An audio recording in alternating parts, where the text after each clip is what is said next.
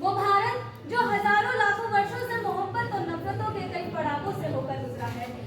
वो भारत जो लाखों वर्षों से मोहब्बत और नफरतों के कई पड़ावों से होकर गुजरा है। वो भारत जो सिंधु सभ्यता से लेकर राम मंदिर की भव्यता तक के सफर का साक्षी है। हमारा वही भारत जो विकासशील देशों की श्रेणी में आता है, उसे 2047 तक हम विकसित देशों की श्रेणी में देखने की न केवल कल्पना अपितु हर संभव प्रयास भी कर रहे हैं। नमस्कार आदरणीय अध्यक्ष महोदय, सम्मानित मंच एवं निष्पक्षीय निर्णायक मंडल को मेरा सादर प्रणाम।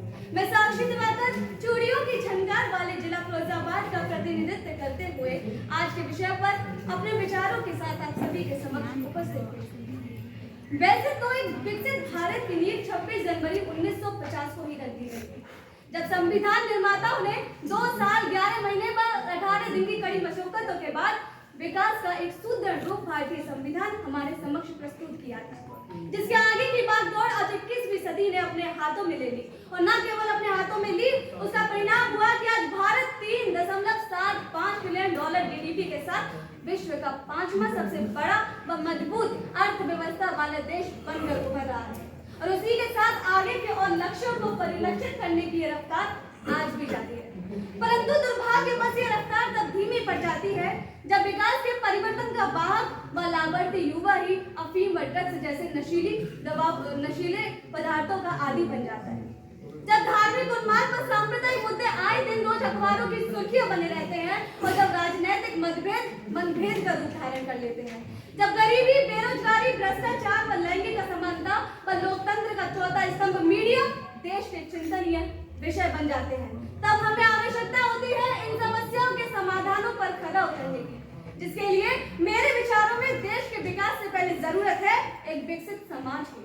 विकसित समाज से भी पहले जरूरत है एक विकसित परिवार की, क्योंकि परिवार उस देश का एक घोंसला होता है जहां से अलग अलग पक्षी घोंसले की उड़ान भरकर निकलते हैं, जिनमें से ही कोई शिक्षक, कोई वैज्ञानिक, कोई डॉक्टर, कोई प्रधानमंत्री तो कोई राष्ट्रपति के पद पर जाकर देश के विकास में अपना एक अहम योगदान देते हैं। लेकिन क्या देश का विकास केवल मंत्री, मुख्यमंत्री या प्रशासनिक अधिकारियों से ही होता है? नहीं, देश का विकास हवलदारों, सफाई कर्मचारियों, तांगा रिक्शा, टेम्पो चलाने वालों, मजदूरों, किसानों, युवाओं व सैनिकों के निस्वार्थ योगदान से भी होता है। किसी भी देश के विकास का अंदाजा हम केवल ऊंची ऊंची बिल्डिंगों से नहीं लगा सकते। हमें देखना होगा कि फुटपाथ पर चलने की जगह कितनी है।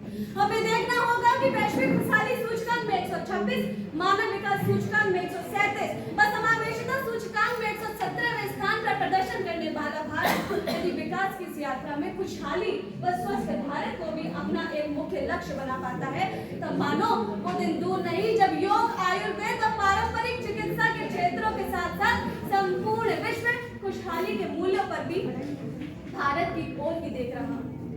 अब मैं बात करूं शिक्षा के क्षेत्र में, तो शिक्षा व शिक्षक दोनों में ही इतनी ताकत होती है जिनके मात्र मार्गदर्शन से सड़क पर बैठा 5 साल का बच्चा मगध की गद्दी का सम्राट चंद्रगुप्त मौर्य बन जाता है। वो शिक्षा का ही फल है कि तक्षशिला और नालंदा जैसे विश्वविद्यालयों की बुनियाद बनने वाला भारत आज काशी विश्वविद्यालय, गुजरात विद्यापीठ, अन्नामलाई व केरल जैसे विश्वविद्यालय को स्थापित कर राष्ट्र और संपूर्ण विश्व के लिए चेतना बनने जा रहा है। लेकिन मान्यवर किसी भी देश का सतत विकास जितना शिक्षा व साक्षरता पर निर्भर करता है, उतना ही आर्थिक, सामाजिक, राजनीतिक व वैश्विक नीतियों के साथ साथ परिवहन, संचार, कृषि, रक्षा क्षेत्र, आत्मनिर्भरता व अर्थव्यवस्था पर भी निर्भर करता है, जिसमें एक लंबी छलांग का कार्य करते हैं हमारे लघु व कुटीर उद्योग। क्योंकि यदि वर्ष 2019 की रिपोर्ट उठाकर देखा जाए तो लघु व कुटीर उद्योगों ने लगभग 18 करोड़ लोगों को, युवाओं को रोजगार दिया व भारत की जीडीपी में भी लगभग 20% का योगदान दिया।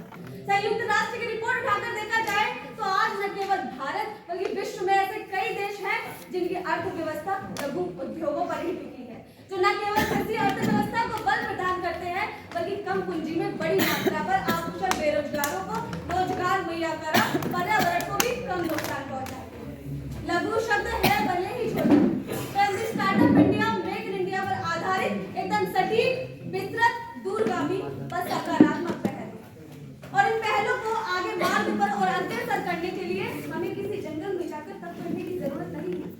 हमें जरूरत है तो युवाओं के इस दौर में युवाओं के इस दौर में महिलाओं व तृतीय लिंग समुदाय को भी पुरुषों के समान सम्मान का अधिकार दिलाने की, जिसके वो हकदार हैं।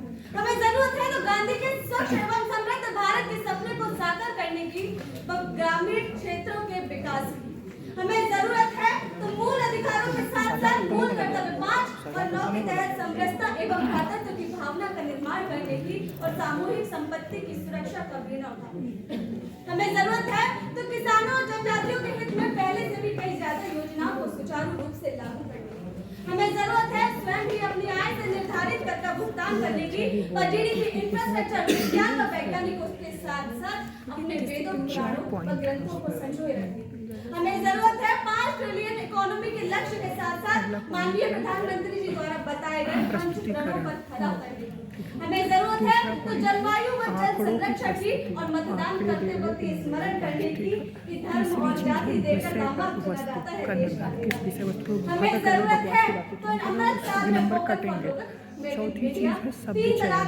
शब्द article 370 artificial intelligence Indo Pacific satellite व खेलो इंडिया यूथ गेम्स के साथ साथ G20 बस ग्लोबल साउथ में भारत की उभरती हुई अध्यक्षता और चंद्रयान 3 जैसी सफलताओं के सूत्रपात में विकास के मार्ग पर आगे और ऐसी ही सफलताओं को जोड़ते रहने की। अंत में रामत्याग त्यागी जी के शब्दों के साथ अपनी वाणी को विराम देते हुए कहना चाहूंगी कि जब बात देश के विकास की हो तो मन समर्पित तन समर्पित और ये जीवन समर्पित चाहती हूँ।